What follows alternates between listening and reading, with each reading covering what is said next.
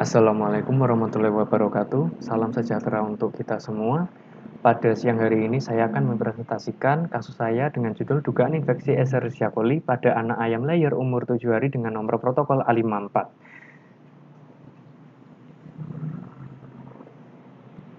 Anamnesis.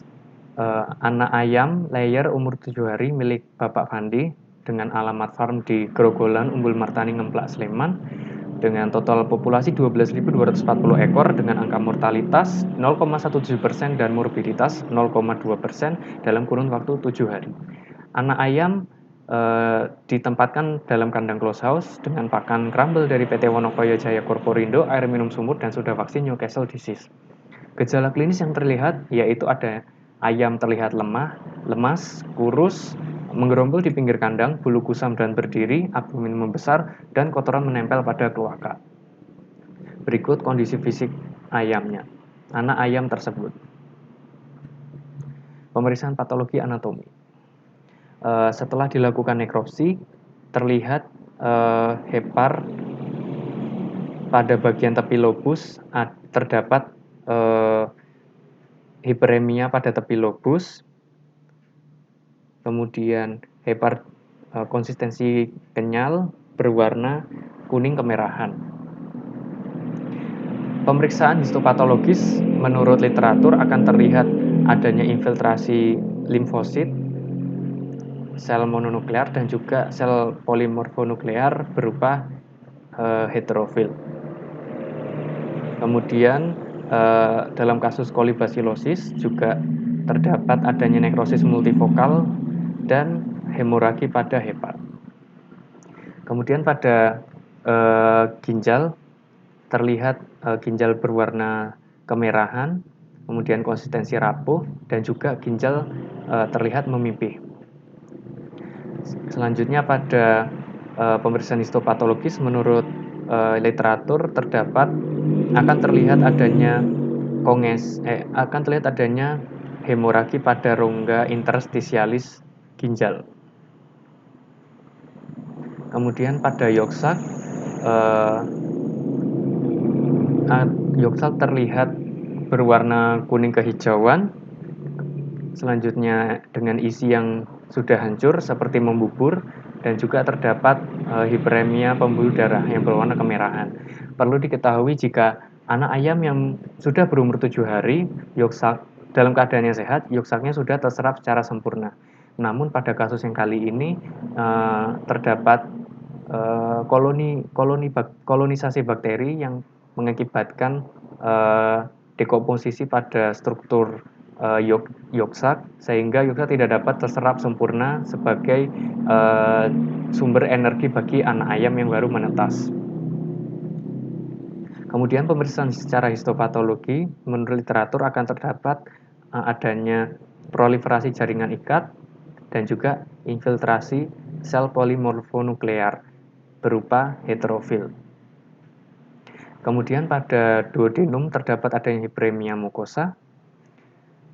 Selanjutnya pada pemeriksaan histopatologis menurut literatur akan terlihat adanya mikroerosi pada bagian epitelium dan juga infiltrasi sel polimorfonuklear berupa heterofil, dan juga terdapat infiltrasi sel mononuklear. Selanjutnya pada jejunum akan terlihat adanya hiperemia pada mukosa. Kemudian secara histopatologis akan terlihat adanya erosi pada bagian epitelium mukosa dan juga infiltrasi sel polimorfonuklear dan juga sel mononuklear. Kemudian pada sekum terlihat adanya hiperemia pada mukosa juga. Kemudian saat pemeriksaan histopatologis menurut literatur akan terlihat adanya erosi pada epitelium fili sekum akibat aktivitas infeksi bakteri dan juga infiltrasi sel polimorfonuklear yaitu heterofil dan juga sel mononuklear. Kesimpulannya, berdasarkan hasil pemeriksaan makroskopik, anak ayam layer dengan nomor protokol A54 mengalami hepatitis, nefritis, enteritis, dan yolksakulitis. Pemeriksaan mikrobiologis. Sampel yang digunakan yaitu swab yolksak, kemudian hasil yang didapatkan menggunakan media eosin methylene blue, koloni berwarna ungu gelap, ini pada plating awal, kemudian ini pada plating kedua. Terlihat koloni berwarna ungu gelap, kemudian berbentuk sirkuler, cembung, halus, dan berwarna ungu gelap. Ya, hal ini disebabkan oleh aktivitas fermentasi laktosa yang ada pada media, kemudian aktivitas tersebut ditangkap oleh indikator eosin Y dan methylene blue, sehingga koloni menjadi berwarna gelap akibat penurunan pH pada proses fermentasi. Kemudian pada pengecatan gram, morfologi sel berwarna merah, kemudian dengan bentuk kokobasil yang menandakan bakteri termasuk gram negatif. Kemudian pada uji pertama yaitu triple sugar iron agar, setelah dilakukan inkubasi, setelah dilakukan penanaman dan inkubasi selama 24 jam, terlihat media berwarna kuning baik pada bagian miring maupun pada bagian butt atau bagian bawah. Kemudian juga terdapat cracking pada agar yang menandakan produksi gas. Namun tidak terdapat adanya presipitat kehitaman yang menandakan bakteri tidak memproduksi H2S atau asam sulfida. Menurut literatur, bakteri Escherichia coli mampu fermentasi glukosa, laktosa, sukrosa yang terkandung dalam TSIA sehingga mengubah warna indikator phenol red menjadi kuning pada pH di bawah 4,4. Kemudian selain Escherichia coli yang mampu memfermentasikan laktosa, sukrosa, dan glukosa diantaranya yaitu Enterobacter dan Klebsiella. Kemudian uji oksidase dan katalase. Didapatkan hasil uji oksidase bersifat negatif yang ditandai dengan tidak terbentuknya pigmen warna biru atau keunguan pada kertas oksidase yang menandakan bahwa bakteri tidak memiliki enzim sitokrom C oksidase sebagai salah satu enzim untuk proses respirasi sel.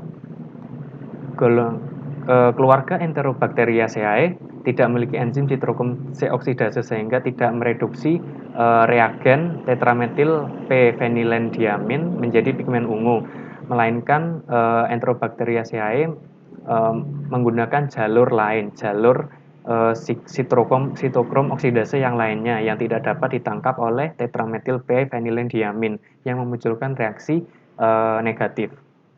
Kemudian pada uji katalase terlihat adanya gelembung setelah bakteri dicelupkan ke dalam HO2 atau hidrogen peroksida yang menandakan bahwa bakteri yang diujikan memiliki enzim katalase sehingga terjadi pemecahan H2O2 menjadi H2O dan O2. Nah, gelembung yang dihasilkan adalah gelembung oksigen. Kemudian dilanjutkan dengan uji urease, didapatkan hasil media menjadi berwarna merah yang disebabkan oleh adanya aktivitas hidrolisis urea menjadi amonia yang bersifat basa yang kemudian ditangkap oleh indikator phenol red, kemudian phenol red menjadi merah. Menurut literatur, Escherichia coli negatif dalam uji urease yang disebabkan oleh Escherichia coli tidak memiliki enzim urease sehingga tidak dapat menghidrolisis urea, namun tetap tumbuh akibat adanya kandungan lain seperti pepton. bakteri keluarga Enterobacteriaceae yang termasuk dalam urease positif, diantaranya yaitu Enterobacter cloacae, Klebsiella speciosa, Salmonella enterica, dan Serratia speciosa. Dilanjutkan dengan uji fermentasi karbohidrat sebagai uji konfirmasi untuk uji TSIA sebelumnya, uji pada media triple sugar iron agar sebelumnya didapatkan hasil yaitu laktosa dari yang sebelumnya berwarna merah, indikator phenol red berwarna merah, setelah inkubasi menjadi berwarna kuning, kemudian manitol jadi berwarna kuning, maltosa dan glukosa juga berwarna kuning, juga sukrosa setelah inkubasi menjadi berwarna kuning, yang menandakan bahwa bakteri yang diuji mampu mengfermentasikan kelima jenis karbohidrat tersebut, yang kemudian kemudian mengubah indikator phenol red menjadi kuning, yang menandakan pH berada di bawah 6,8. Kemudian setelah uji fermentasi karbohidrat dilanjutkan dengan uji IMFIC yang merupakan akronim dari uji indol, methyl red, kemudian focus Proskauer atau VP, dan juga uji sitrat. Uji indol setelah dilakukan inkubasi dan ditetesi dengan reagen Kovacs yang berisikan dengan dimetil amino benzaldehid tidak menunjukkan adanya cincin merah, yang menandakan bahwa bakteri yang diuji tidak dapat menghasilkan enzim triptofanase. Sementara menurut literatur, Escherichia coli bersifat indol positif atau memiliki enzim triptofanase yang mengubah triptofan menjadi indol. Keluarga Enterobacteriaceae yang bersifat uji indol negatif diantaranya Enterobacter, Klebsiella, Proteus mirabilis, Salmonella enterica, Serratia, dan Yersinia.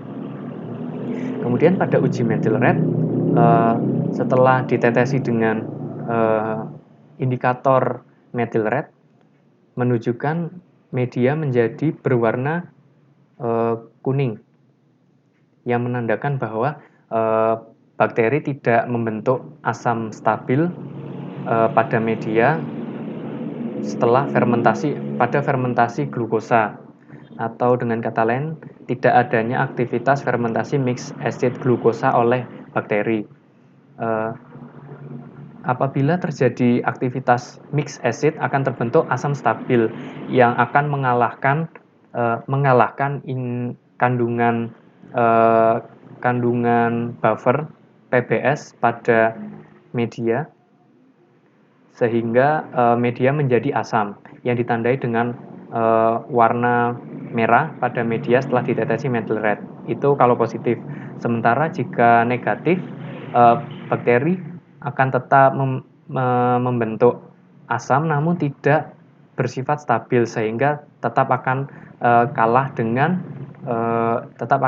dengan buffer yang ada dalam media, sehingga setelah ditetesi akan terbentuk warna kuning.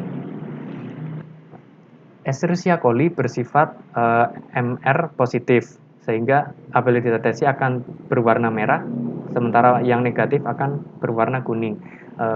Sementara keluarga Enterobacteriaceae yang bersifat MR negatif, yaitu diantaranya Enterobacter, Klebsiella, Serratia, dan Shigella.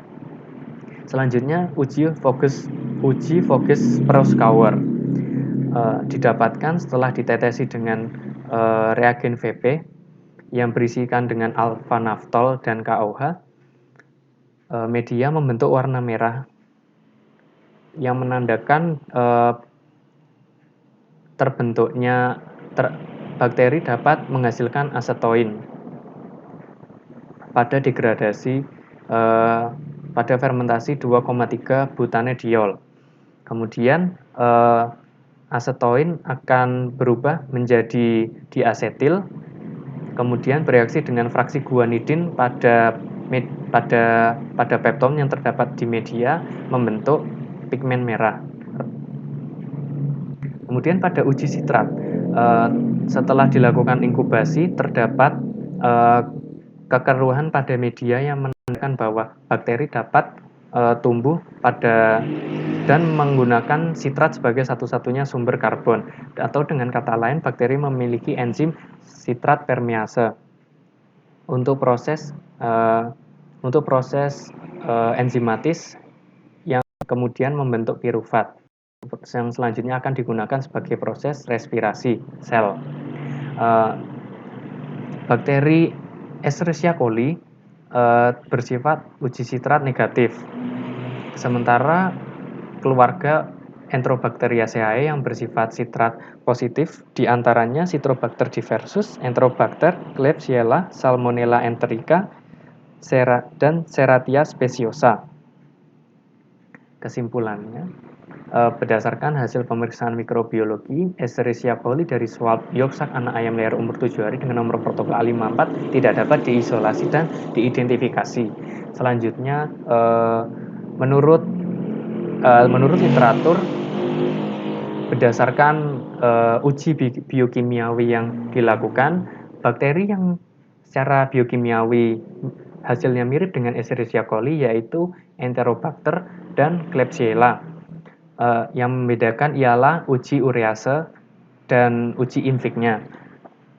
Pada Enterobacter cloacae dan Klebsiella speciosa, ureasenya bersifat positif, sementara Escherichia coli bersifat negatif. Kemudian pada uji invik, Escherichia coli polanya yaitu plus plus min min, indol plus, methyl red plus, VP min, VP negatif, dan juga uji sitratnya negatif. Sementara pada Klebsiella dan Enterobacter, polanya pada uji invik yaitu min min plus plus, indol negatif, methyl red negatif, Focus Pro Scour positif, dan uji sitrat positif. Nah, selanjutnya yang akan membedakan antara Enterobacter cloacae, terutama cloacae karena ureasenya bersifat positif, dan juga Klebsiella speciosa, yaitu uji motilitas. Yang membedakan ialah Enterobacter cloacae bersifat motil, sementara Klebsiella bersifat non-motil. Kemudian pemeriksaan parasitologi, bahan pemeriksaan feses, preparat apus darah, dan ingesta usus.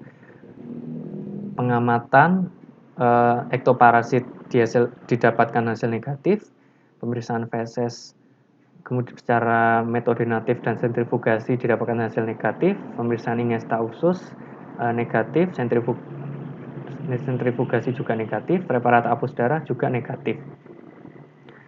Berdasarkan hasil pemeriksaan parasitologi dapat disimpulkan bahwa anak ayam layer umur 7 hari dengan nomor protokol A54 tidak terinvestasi ektoparasit maupun endoparasit. Kemudian pemeriksaan patologi klinik. Didapatkan bahwa hasil yaitu terdapat eritrosit menurun, hemoglobin menurun, dan PCV menurun, yang menandakan bahwa anak ayam mengalami anemia. Kemudian untuk mengonfirmasi morfologinya yaitu dihitung MCV-nya dan didapatkan hasil MCV dalam range normal, MCH menurun, dan kemudian MCHC normal, yang berarti anemia secara morfologi bersifat anemia normositik dan normokromik. Selanjutnya TPP dalam kadar normal, fibrinogen juga dalam kadar normal, yaitu TPP di angka 3 gram per desiliter dan fibrinogen di angka 0,3 per desiliter. Kemudian terdapat peningkatan kadar leukosit total dari range normal, yaitu didapatkan leukosit sebanyak 34.650 sel per milimeter kubik. Kemudian apabila dipecah secara diferensial leukosit, didapatkan peningkatan pada heterofil dan juga monosit. Kemudian yang menandakan adanya infeksi yang bersifat kronis. Anemia normositik normokromik merupakan anemia yang bersifat non-regeneratif yang disebabkan oleh kegagalan ginjal kronis, kemudian gangguan pada hati, gangguan pada proses eritropoiesis, dan juga inflamasi yang bersifat kronis. Dalam hal ini, infeksi kronis didapatkan dari infeksi bakteri, yaitu yang diduga sebagai Escherichia coli, karena Escherichia coli memiliki faktor-faktor virulensi, salah satunya yaitu iron acquisition. Iron acquisition ini terdapat 3 jenis molekul siderofor, yaitu enterobactin, salmocellin, dan juga Yersinia bactin, yang mereka bertiga ini kemudian akan menangkap ion-ion besi yang bersifat bebas yang tidak diikat di dalam darah, kemudian ditangkap dan digunakan untuk tumbuh dan juga untuk menginfeksi organ-organ yang lainnya. Nah, karena ion-ion bebas ini ditangkap oleh bakteri, kemudian terjadi ketidakseimbangan kadar ion besi di dalam darah, yang kemudian akan mengganggu proses eritrogenesis yang sangat membutuhkan ion besi. Selanjutnya terdapat juga faktor virulensi, yaitu invasin dan juga endotoksin. Invasin ini masuk ke dalam sel sel jaringan, kemudian endotoksin akan dilepaskan sehingga terjadi vakuolisasi dan juga nekrosis pada jaringan-jaringan. Nah, salah satu penyebab dari anemia normositik normokromik yaitu seperti yang sudah dipaparkan pada slide-slide sebelumnya, terdapat infeksi pada ginjal akibat infeksi bakteri, yang mana juga ginjal juga merupakan organ yang penting untuk proses eritropoiesis, karena ginjal memproduksi salah satu hormon, yaitu eritropoietin, sehingga yang sangat penting untuk proses eritropoiesis. Namun karena terjadi inflamasi akibat infeksi bakteri, sehingga eritropoietin itu sintesisnya menjadi terhambat, yang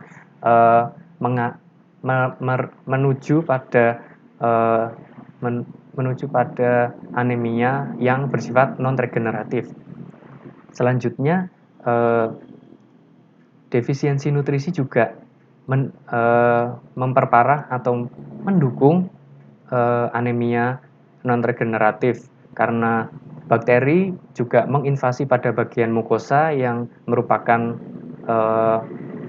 bagian penting untuk penyerapan nutrisi. Karena mukosanya terinfeksi sehingga gangguan nutrisi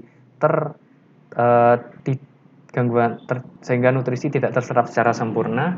Kemudian sedikit banyak juga terjadi gangguan penyerapan ion besi yang terdapat pada nutrisi, yang kemudian ion besi tersebut akan juga diserap juga oleh bakteri untuk tumbuh dan menginfeksi, kemudian keluar dari usus, keluar dari intestinum, dan menyebar secara sistemik melalui pembuluh darah. Kemudian peningkatan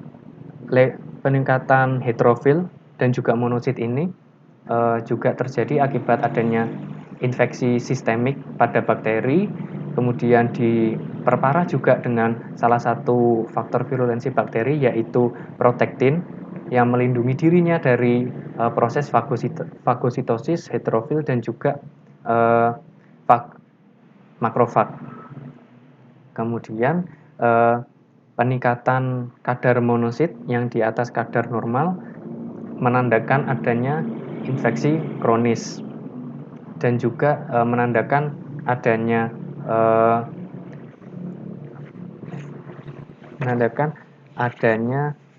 ya berhubungan dengan adanya inflamasi yang bersifat granulomatosa pada jaringan. Kemudian pada mikrofotografi apus darah terdapat adanya limfosit, kemudian monosit, kemudian terdapat trombosit clumping, kemudian terdapat neutrophil segmented, dan terdapat bentukan teardrop shape. Bentukan teardrop shape ini juga merupakan indikasi adanya gangguan pada proses eritropoiesis. Kemudian mikrofotografi apus darah yang lainnya juga terdapat teardrop shape. Kemudian terdapat sel yang berukuran kecil atau mikrositik. Kemudian terdapat neutrophil. Kemudian ada monosit dan juga terdapat limfosit. Berdasarkan pemeriksaan laboratorium patologi klinik, anak ayam layer umur 7 hari dengan nomor protokol A54 menderita anemia normositik normokromik dengan gambaran morfologi eritrosit, anisositosis, dan poikilositosis berupa mikrositik dan teardrop shape, serta leukositosis disertai dengan heterofilia, monositosis, dan trombosit clumping. Untuk kasus trombosit clumping atau seperti penumpukan trombosit, menurut literatur yang saya baca, hal ini umum terjadi pada proses pembuatan preparat apus darah pada unggas. Namun untuk penyebabnya saya belum menemukannya mengapa umum terjadi trombosit clumping pada pembuatan preparat apus darah untuk unggas. Kemudian untuk patogenesisnya, faktor predisposisinya yaitu sanitasi dan manajemen kandang yang kurang baik, perubahan cuaca yang tidak stabil, dan juga stres lingkungan. Kemudian infeksi bakteri pada anak ayam layer dengan nomor protokol A54 menyebabkan hepatitis, nefritis, yoksakulitis, dan enteritis yang disebabkan oleh beberapa faktor virulensi yang dimiliki oleh bakteri seperti adesin, yaitu untuk penempelan, yaitu untuk yang berfungsi sebagai agar bakteri dapat menempel pada organ yang dituju, kemudian invasin yang berfungsi agar bakteri dapat melakukan penetrasi ke dalam sel, yang selanjutnya dilanjutkan oleh faktor virulensi endotoksin yang bersifat sitotoksik sehingga terjadi vakuolisasi jaringan dan juga nekrosis sel, kemudian didukung oleh faktor virulensi protektin untuk melindungi diri mereka dari fagositosis sel-sel radang seperti heterofil dan juga makrofag. Kemudian terjadi anemia normositik normokromik dengan gambaran morfologi eritrosit, anisositosis, dan poikilositosis berupa mikrositik dan teardrop shape yang juga merupakan teardrop shape ini juga merupakan salah satu gangguan dari proses eritrogenesis, serta leukositosis disertai dengan heterofilia, monositosis, dan trombosit clumping, yang akhirnya pada anak ayam tersebut terjadi gejala klinis berupa ayam lesu, kurus, menyendiri, bulu kusam dan rontok, dan abdomen membesar.